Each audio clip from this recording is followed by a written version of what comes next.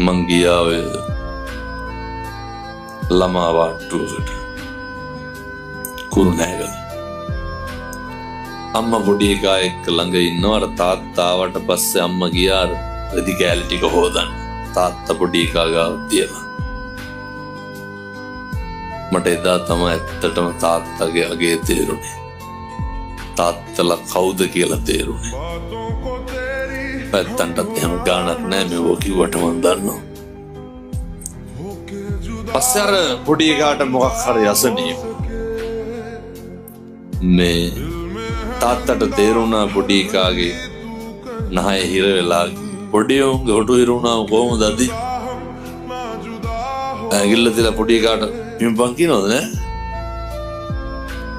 කට තියලා අදිනවනේ නේ.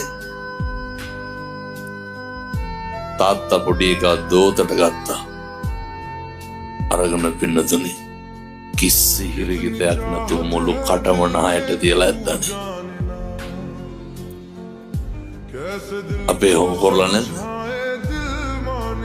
කියමු කාටද මතක? කාටද ඒ ගුණය සිහිපත් වෙන්නේ? කාටද හොම කරන්න පුළුවන්? කාටද පුළුවන්?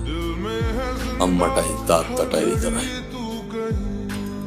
දරුවන්ට පුළුවන් දේ විදිහට අම්මටයි තාත්තටයි කරන්න කවදාවත් බෑ.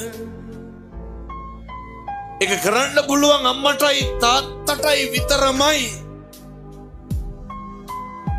කවදාවත් කිසිම හේතුවක් මත අය මේ සාධාරණීකරණය කරන්න බෑ. මේ හේතු නේ මට දුන්නේ අක්කට දුන්නා මට දුන්නේ අයියට දුන්නා අරුන්ට තමයි කිරුවේ අරකගේ ළමයි තමයි බැලුවේ. ඕවා මේ අවුරුදු 20 පස්සේ මත ගෙවුවානේ. එච්චර කාලයක් හුලම් බිල්ලද හැදුනේ. මම මෙහෙම කියන්නේ මම මහලු මඩම් වල බණ කියන්නේ නැහැ. කවදාවත් මේ මන කිසිම හේතුවක් මත දෙමෝපියන් හිතනම් හිතන්න එපා.